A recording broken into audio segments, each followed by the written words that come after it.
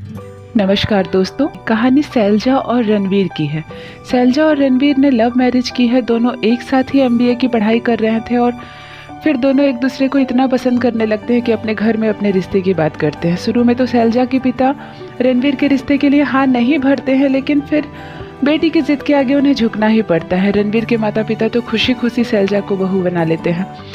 रणवीर और सैलजा ने love marriage की है और रणवीर की पोस्टिंग हो गई है बैंगलोर में। वहीं एक छोटा सा लेकिन बेहद खूबसूरत बंगला खरीदा है रणवीर ने।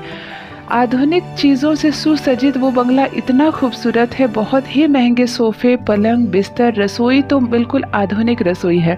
सैलजा को बेहद खुशी होती है और सैलजा बहुत आधुनिक कपड़े भी पहनती है। बहुत ही मॉडर्न और हाईटेक बहू है।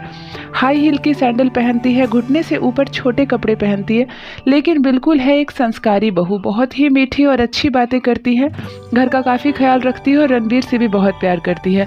सैलजा भी पहले जॉब कर रही थी, लेकिन शादी के कुछ दिनों के बाद ही उसने जॉब छोड़ दी और वो कहती है कि पहले मैं अपने घर गृहस्थी को अच्छे से अपने हाथों में ले लूँ, फिर मैं जॉब करूँगी।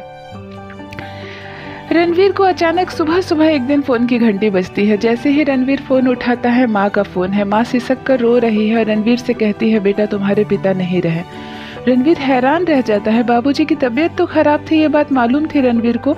अब वो बहुत जल्दी बाबूजी को बेंगलोर ही ला रहा था इलाज के लिए, लेकिन इस बीच ही पिता का देहांत हो जाता है। रणवीर सैलजा से कहता है, फटाफट कपड़े थोड़ा बहुत बैग में डाल लो, हमें गांव जाना होगा। सैलजा सुनती है कि पिताजी नहीं रहे तो तुरंत गांव जाने के लिए 4 जोड़े कपड़े बैग में डालती है और सैलजा और रणवीर गांव के लिए निकल जाते हैं। गांव में माँ है, मामा है, सैलजा के माता पिता भी गांव में आ जाते हैं। उसी गांव के बगल गांव में ही सैलजा के भी माता पिता रहते थे, जो एक बहुत ही रईस सरपंच जी थे। और रणवीर के माता पिता बस एक साधारण से किसान थे। दोनों ही बच्चे शहर में पढ़ाई कर रहे थे, इसीलिए दोनों में दोस्ती हो गई और फिर शादी भी हो गई। लेकिन आज भी दोनों के परिवार वाले गांव में ही रहते हैं। माँ की तबीयत बिल्कुल ही अच्छी नहीं है। देखते ही देखते 20 दिन हो गए पिताजी को गुजरे। रणवीर और सैलजा गांव में ही इतने दिन रह जाते हैं। माँ चुपचाप खेतों में अकेली बैठी आंसू बहाती रहती है। जहाँ पर भी जाती थी अपने पति के साथ ही जाती थी। चाहे सरपंच जी के यहाँ कोई बैठक हो, चाहे खेत में कुछ काम हो, चाहे घर में खाना बनाना और खाना खाना क्यों ना हो, अपने जीवन साथी से कभी एक दिन भी दूर नहीं रही रणवीर की माँ। लेकिन आज नियति का खेल ऐसा है कि उसके जीवन साथी उससे हमेशा के लिए दूर हो गए। जब भी वो अपने पति को याद करती है, दोनों आंख से आंसू थमते नहीं। रणवीर अचानक आकर माँ से कहता है, माँ फटाफट अपने कपड़े बांध दो, हमारी छुट्टी खत्म हो गई है, हम बेंगलोर जा रहे हैं और तुम्हें भी हमारे साथ जाना है। रणवीर की माँ कहती है, नहीं बेटा, मैं शहर जाकर क्या करूँगी, मेरा पहनावा ओढ़ावा रहन सहन सब गाँव का है। इस घर में तुम्हारे पिता की यादें बसती है, मैं यहाँ से नहीं जा सकती हूँ। सैलजा कहती है, माँ इसीलिए तो हम आपको अपने साथ गाँव लेकर जा रहे हैं, क्योंकि इस घर में पिताजी की यादें आएंगी और आप उन यादों को याद करके सिर्फ रोएंगी और अपनी तबीयत खराब करेंगी। हम आपको अकेले छोड़कर नहीं जा सकते हैं, आपको चलना ही पड़ेगा।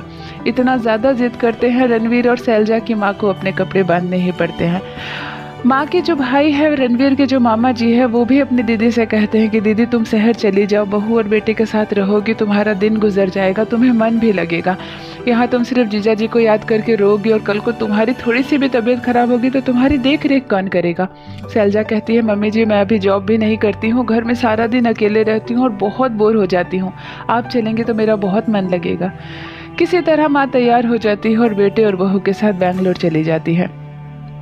पहली बार माँ फ्लाइट में बैठती है, एरोप्लेन में बैठकर बेंगलोर उतरती है। बेंगलोर में कैब करके तुरंत रणवीर अपने घर जाता है। बंगले में पहला कदम रखते ही माँ हैरान हो जाती है, भला मेरे बेटे ने इतना सुंदर घर खरीदा है। घर इतना सुंदर है, टाइल्स, मार्बल, संगमरमर से रचा सफ़ेद कलर का रोशनी भरा सुंदर घर। घर की चीज़ें इतनी महंगी है कि कोने में जो गुलदस्ता भी पड़ा हुआ है उसे ध्यान से देख रही है माँ। भला मेरी जैसी देहाती औरत को इस घर में क्यों ले आए, यही मन में सोच रही है, लेकिन मुंह से डर के मारे कुछ कह नहीं पा रही। हाथ सकपकाते हैं किसी सीढ़ी की रेलिंग पर भी हाथ रखने से पहले कि कहीं वहाँ मेरी उंगलियों के निशान न पड़ जाए। घर इतना साइन कर रहा है। घर में एक नौकरानी भी है, झुमकी को कह दिया गया है कि घर की पूरी सफाई करके घर एकदम साफ सुथरा रखे और माँ के लिए एक अलग से कमरा तैयार कर दे। झुमकी माँ जी के लिए बगीचे के बगल वाला कमरा ही तैयार कर देती है।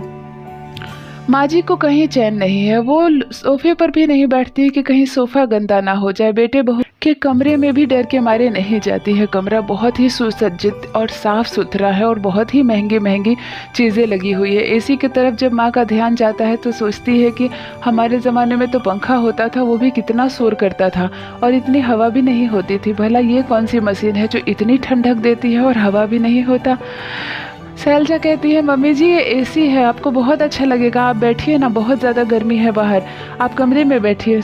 माँ कहती है, नहीं बेटा, मुझे इतनी ठंड की आदत नहीं है, मैं बाहर ही ठीक हूँ, बाहर पंखा ही चला दो।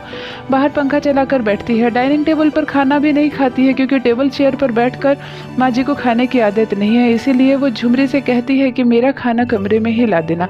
वहीं खाना खाती है और अपना प्लेट उठाकर खुद रसोई में जाने लगती है उसे धोने के लिए। झुमरी कहती है, माता जी आप कुछ मत कीजिए, मैं हूँ ना आपके लिए सब काम करने के लिए। माँ जी को बड़ा अजीब लगता है। ज़्यादा करके वो घर के बाहर जो बगीचा है वहीं बैठकर अपने गांव की मिट्टी को, अपने गांव के खेत को याद किया करती है। शैलजा देख रही है कि माँ जी जिस दिन से घर में आई है उस दिन से बहुत परेशान है। एक दिन शैलजा अपने माँ जी को उठाकर लाती है और कहती है, चलिए यहाँ पर बैठिए। माँ जी शैलजा से भी ज़्यादा बातें नहीं करती, ज़्यादा दूरी बनाकर रखती है। शैलजा काफ़ी वेस्टर्न वेयर पहनती है, छोटे कपड़े पहनती है और माँ जी को बहुत हिचकिचाहट होती है। उसे ऐसा लगता है जैसे बड़े घर की रईस बेटी है, मेरा कुछ कहना इसे बुरा ना लग जाए। लेकिन शैलजा स्वभाव की बहुत ही अच्छी है। वो आकर माँ जी को सोफे पर बिठाती है और कहती है, माँ जी एक बात बताइए, जिस दिन से आप आई हैं अपने आप को अकेला महसूस करती हैं, इस घर को आप अपना नहीं मानती। आपके बेटे की गृहस्थी के घर पर आपका भी पूरा ही अधिकार है, ये घर आप ही का है, आप ही ब्याह कर मुझे लाई हैं, इसीलिए पहले मालकिन आप हैं, बाद में बहू मैं हूँ।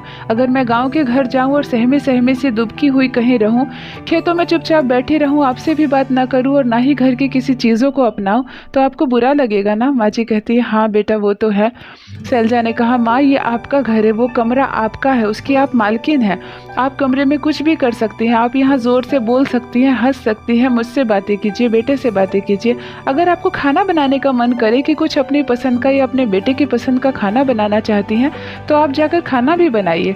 ये घर पूरा का पूरा आपका है और मैं आपकी बहू हूँ। आपको मुझे अगर कुछ ऑर्डर देना हो तो ऑर्डर भी दीजिए, मुझे बहुत अच्छा लगेगा। माँ जी को उस दिन बहुत अच्छा लगता है कि मेरी इतनी मॉडर्न हाईटेक बहू और मैं इतनी देहातन सास, लेकिन कितना मान सम्मान दे रही है। भला ऐसी सहनशील बहू किसी को मिलती है क्या। उस दिन से माँ जी थोड़ा सा खुल जाती है, घर को अपना लेती है। शैलजा से भी बहुत हंसी मजाक करती है और जैसे पिताजी की याद उनका पीछा छोड़ती है और वो फिर से थोड़ी बहुत अपनी ज़िंदगी में खुश रहने की कोशिश करने लगती है। शैलजा और रणवीर कहते हैं कि माँ जी को यहाँ लाना हमारा जो आइडिया था, हम जिस मकसद से माँ को यहाँ लाए थे, आज वो मकसद पूरा हुआ। माँ थोड़ी खुश नज़र आ रही है और उनके स्वास्थ्य में भी काफ़ी सुधार है। तो ये थी दोस्तों एक देहाती सास और एक मॉडर्न हाईटेक बहू की एक आपसी सामंजस्य की एक छोटी सी कहानी। आशा करती हूँ दोस्तों कहानी आपको पसंद आई होगी।